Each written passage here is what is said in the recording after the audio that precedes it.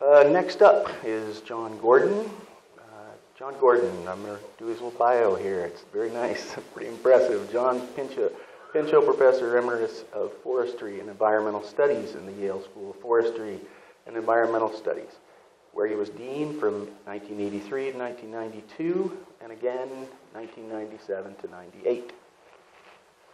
Before he was head forester, Department of Forest Science, Oregon State University, professor of forestry at Iowa State University, and principal plant physiologist in the pioneering project in wood formation, USDA Forest Service, Rhinelander, Wisconsin. He has a Bachelor of Forest Management and a PhD, Plant Physiology and Silviculture from Iowa State University, and has been a Fulbright Scholar in Finland at the University of Helsinki and India, State Agricultural University, Bangalore. His primary expertise is the biological basis of forest productivity, the management of research, and natural resource policy and management. He has consulting experience with public and private organizations, including forest product firms, the Intertribal Timber Council, the World Bank, and the United Nations Development Program.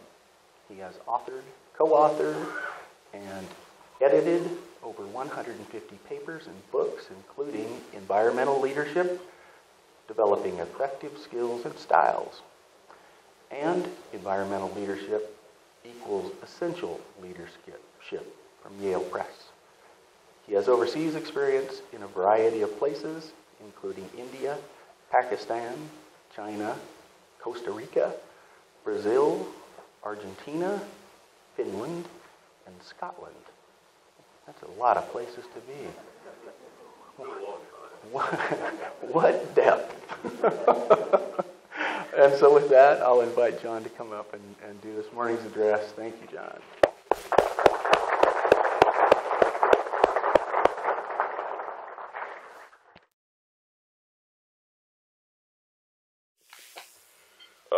Good morning. Thanks, Peter. It's a great honor to be here with this gathering of the best foresters and natural resource managers in the world, and I feel that honor intensely. Sorry about the long introduction. If you live long enough, that's what happens to you. As you probably heard me say before, old deans never die, they just lose their faculties. That's my usual saying, and I'm always glad to have somebody mention that I spent some time in Wisconsin. And what I remember from my Lake States experience is how to tell black spruce from white spruce. They told me to walk into the stand and look down, and if my boots were underwater, it was black spruce. There's my wisdom on silviculture.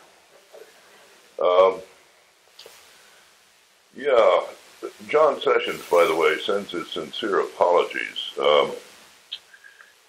He had a sudden need to be in Corvallis due to student and faculty issues, and familiar as I am with student and faculty issues, I can assure you he would rather be here.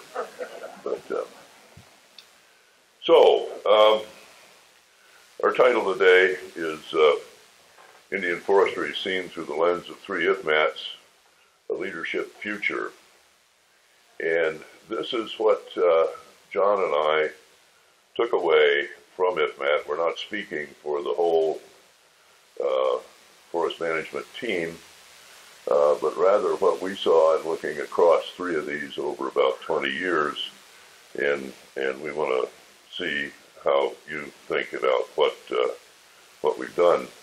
The title comes, of course, from Lewis Carroll's Through the Looking Glass, and a long time ago, Indian managers were forced through the glass and had to confront what non-Indians thought were the right ways to do forest management.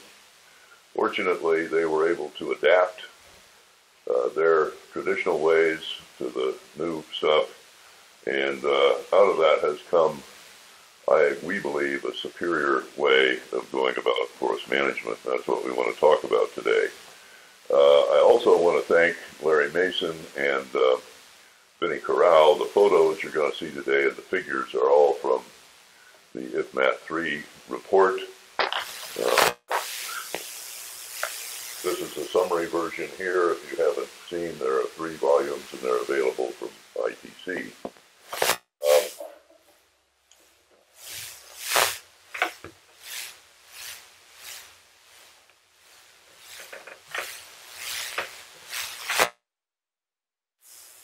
So we're going to try to look across these 3 assessments of Indian forestry, and we're going to try to come up with 4 things. One, what are the trends that we see, the large trends? How are the key attributes of Indian forestry exposed across these assessments? What are some of the challenges to an enlarged leadership role for Indian forestry? And finally, what might be some of the attributes of a leadership future? What might that look like? So trends, what are the big ones we saw? Well, first of all, timber output. Larger land base over the 20 years with an increased emphasis on environmental service output. Timber revenues have greatly dropped in the past 3 decades. If I can avoid blinding heat with the laser finger. That seems back. There. So if you, look at the right-hand side of that graph, in the period from about 1990 to 2011, you see that both volume and value, volume is the dark line, have dropped, and at the same time, many tribes have increased their emphasis on fish and wildlife activities, as well as on cultural subsistence and ecosystem. And this, together with the markets and the terrible recession, have brought down the value of the receipts from timberland, and this is taking independence for timber revenue for their activities. But we have to keep this in perspective. This drop has been not precipitous. It's been much less pronounced than the drop on adjacent federal lands, for example, where management based on biodiversity-driven rules have decreased production by 80%. So it's not a huge drop, but it's a significant one, and will figure in the leadership future that tribes have. Tribes are also acquiring new trust and fee lands, as you heard this morning from Brenda, and this is a significant trend that will begin to reverse dropping revenue from timber harvest. The second big trend is management of lands are an increasing influence on the management of tribal lands, and this is especially true in terms of fire, but in many other respects, insect and disease, trespass and other things. Tribal forests and communities continue to face serious threats because of this management or lack of it on neighboring lands, and this has created an increasing need and the capability for tribes to reach out to federal land managers and see if they can't do some things in terms of co-management. The Tribal Forest Protection Act has given some but it hasn't been widely applied or applied at all in many locations. Is that tribal natural resource management continues to increase in its capability. Cost efficient in the face. Understand it. We reckon that if at 3 and put things right, it would take 800 new positions and $100 million in funding for forestry and fire management. You see that graph on the far right, the shaded portion of the pie, which is the $100 million. You can see that it represents almost the doubling of what's available now. And we need $13 million for education to get that new generation of foresters for us that Bill was talking about. This investment, if made, will lead to a further blossoming of Indian forestry capability and accelerate transformation to self-governance and economic self-sufficiency in the forest tribe, and also will greatly benefit surrounding communities. So it's an investment that we need to see is made. I'll mention that again later. The fourth major trend is the loss of milling capacity in Indian country, and this loss is limiting marketing and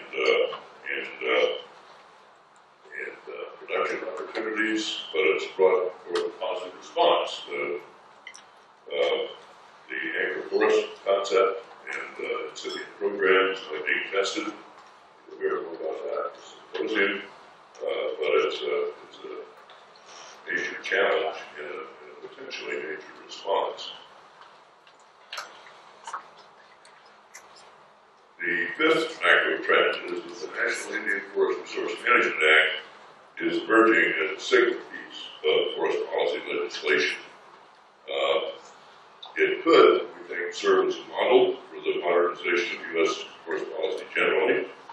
This is because it's output-based, it stresses integration and sustainability, and is constitutional in nature rather than narrowly prescriptive like most other federal policy legislation. So we think it could be a model. We think it could be usefully amended now. We think it could be amended to devolve more functions, private governance, governments that are currently reserved to the U.S. government. George Smith has spoken eloquently about this, and this would be particularly appropriate where NEPA and ESA functions are involved. We also think, and this diagram is too busy to make sense to you, I think, if you're more than 6 feet from the screen. But what it shows is it has one idea of how the trust oversight responsibility for forestry should be changed. And what it basically says is that the BIA, which now does both oversight and technical functions, should be reserved to enhance technical advice in the research role, and the oversight should be done by an independent commission. And some legislation has been introduced recently that reflects some of this. This is, I think, a very underappreciated aspect of forestry in India. I think the National Indian Forest Resource Management Act, the piece of forest policy, really is a model. Anyway, so 5 macro trends, we think: decreasing but not collapsing harvest, and greater emphasis on ecosystem services. Second, greater influence of surrounding federal lands, but with a positive response from tribes. Third, good forest management projects and actually enhanced capability in the face of bad funding. And fourth, loss of milling capacity, and again, a tribal positive response. And finally, the emergence of this policy legislation. So, now, some key attributes of Indian forestry that we've seen across the 3 events. Indian forestry seems to be a paradigm for sustainable forestry, and this, just a brief look at definitions of sustainability. The Rutland report 30 years ago said that we should compromise future options to suit present needs, preserve future options. The tools definition says that sustainability is having tools to meet a largely unknown future, which means maintaining an array of flexible and readily applicable tools. The triple bottom line idea, which I think is a key one, says that all three things, economic viability, social acceptability and progress, and ecological soundness, all have to be met to have a sustainable system. And we think we see that in Indian forestry. Finally, multiple use, the old forestry idea simply means you should be able to do several things at once with equal effect. And it's easy to say, but it's very hard to do. But I think we see that in forestry in Indian country. So, what are the key attributes? I think the most important one is it ties with the consequences of their decisions, essentially forever. And they live with consequences of all their decisions, not just the ones they're interested in. And that's quite different in the way other populations seem to approach forest policy. The second one is that Indian forestry benefits from both traditional knowledge and modern science. And I think this is perhaps the most underrated one of the characteristics that we see across Indian forestry. Traditional knowledge plus modern science rests on the very tribal attributes of a strong sense of place and institutional memory that's maintained, that's actively maintained, not always made, going into other organizations, finding out nobody really knows what happened last decade, and very often not last year. Tribes are not that way. And that coupled with careful long-term observation, with many eyes on the land, not just a few specialized sets of eyes, but many eyes, keeps management very much alive. And then those are the world tradition for explanations, or really explaining what it's doing. It's never been a terrific attribute for the forestry and foresters in my experience, but it is a competing measure. I think it is because this is transparent for everybody. I think the protocol is by this, that their board of directors, their leadership, their membership really wants to know what's going on, and the people who are responsible for resource management actually know how to explain it so they can understand it. I think that's the key thing. Another characteristic that I think is extremely important is the drive to economic self-sufficiency. It's actually a legislatively established principle. And what this does is enforce the triple bottom line. It says that you must take into account economic things. And this is quite different than often in surrounding federal forests. There, one of the three, ecological and environmental, is allowed to dominate the other two. So, for example, in order to serve endangered species, we leave rural communities hungry into the dust. And that's not good bottom line sustainability.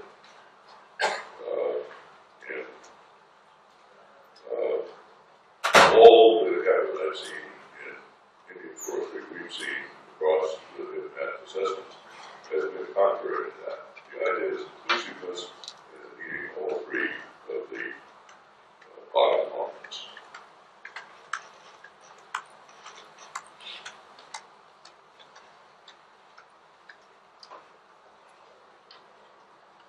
The respect that tribes and tribal members have of wildlife, water, plants, and people in place on the land lead to an integrated view of forest management. This integrated view, this by the way is a picture from the nominee showing harvesting large trees.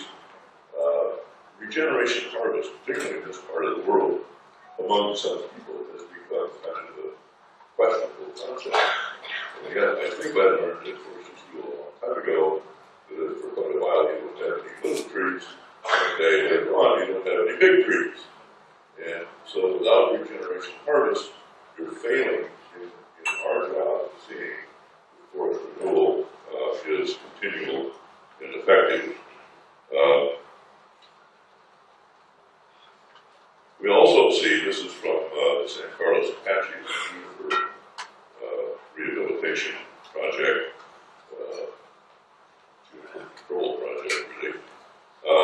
The long view results from the tribe's ability to see forward a long time, to believe they're going to be on the land for a long time, really makes projects like this possible. But over long times, in this case, will restore the source values that have been lost, in this case, of vigorous range vegetation.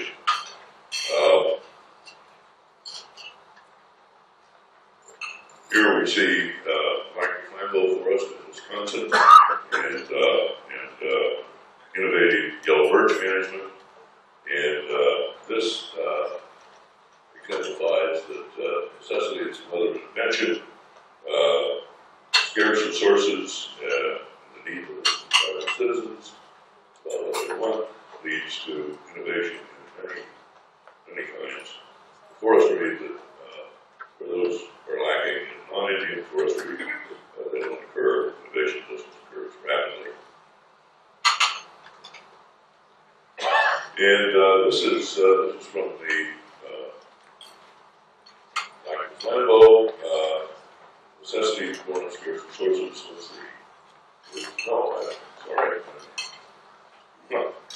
That's what you get for paying attention to your notes. Yeah, this is what I talked about, and this is white pine overstory management again to rehabilitate commercial forest land that has been inappropriately harvested. Another example of innovation that comes from necessity. And where preservation, where straight out preservation, is keeping things the way they are for a while, is necessary. Pride split. This is on the Tule River, and shows their connections to redwood groves with Ames Key. So finally, we have a certain fraction of our population that's enamored of old growth forests, and where old growth is desired and maintained, it is also created. This is on the Dr. Flambeau, and it shows a tour forest that's through old growth. And finally, all sources of harvest are sought to do what needs to be done. This is a bridge on the canal funded by NRCS, partially funded by NRCS monies. And this ability to exploit all sources of funds is, again, one of necessity, and it's a tribal characteristic that's growing. We're a little worried about this in the sense that we don't want that to drive out program funding, but it's good that it's there and it's used.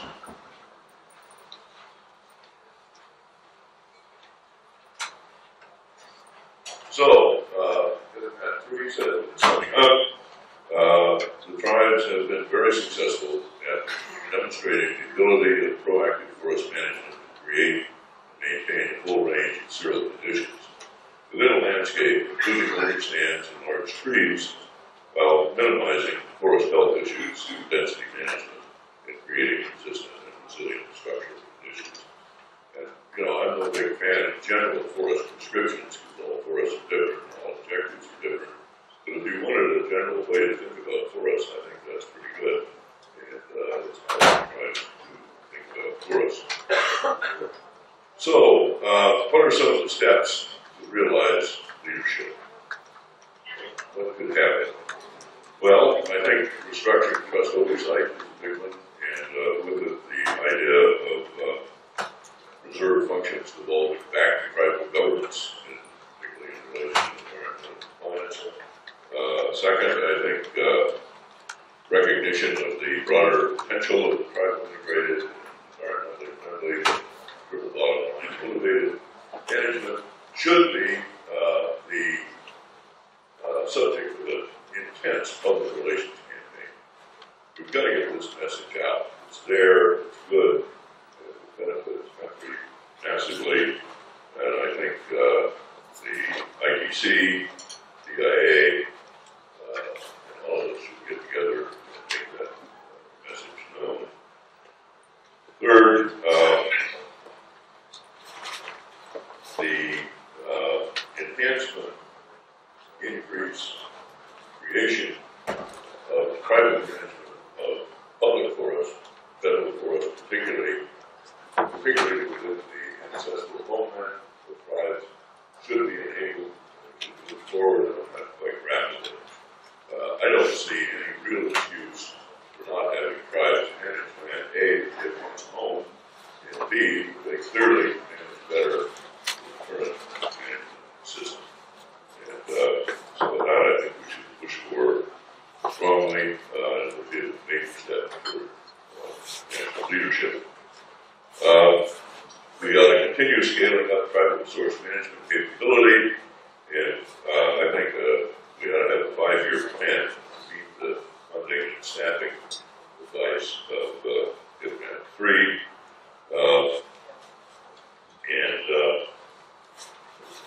One of the things that I think has great potential is more intertribal cooperation in forest land ownership and management. We all know about the different management organizations that exist. They have their place, but they don't manage with the kind of sensitivity and capability that tribes can bring to the picture. So managing forests for investors of a wide variety seems to be something tribes can do together through more intertribal cooperation. And venture capital is needed to get anything going, and I think more venture capital should be sought through professional fundraisers and funders for enabling some of these initiatives that I've mentioned.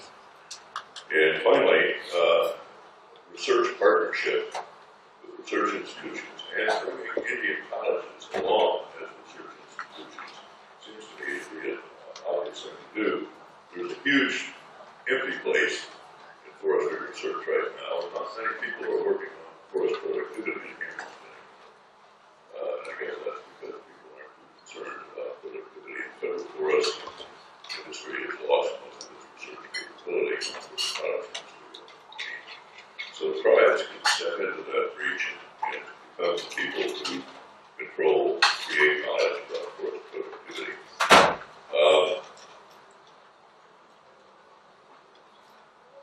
Fire makes it, I think, a time to strike. Fire has given us an opportunity to see that, to gain the public eye and to get them to see that better forest management should be pursued on a large scale.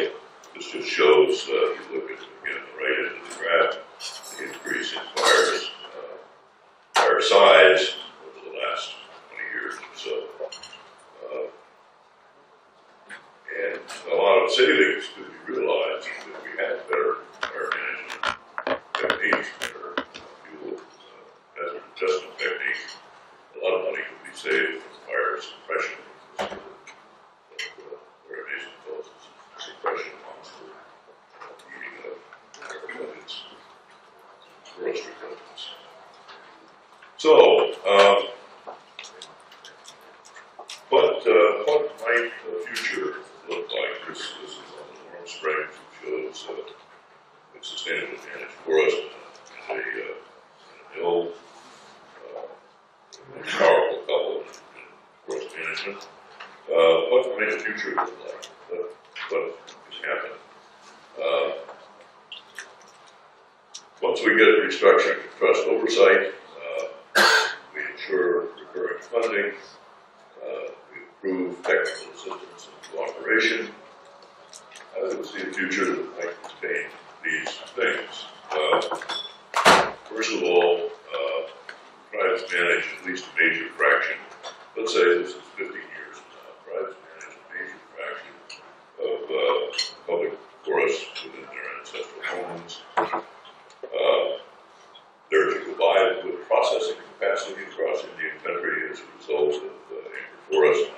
initiatives. Tribal Keynotes, different investment management organizations, exist and are expanding and are attracting investors because of their combination of sound fiscal management and environmental sensitivity. There is enhanced forest production research, both with existing universities and through enhanced research capability in colleges. Sustainable forest income management is growing and benefiting tribes and local communities. And the tribal image as consummate forest managers, natural resource managers, is clearly in front of the public. And I think the challenge is, can we work together, the tribes work together, and all of us interested work together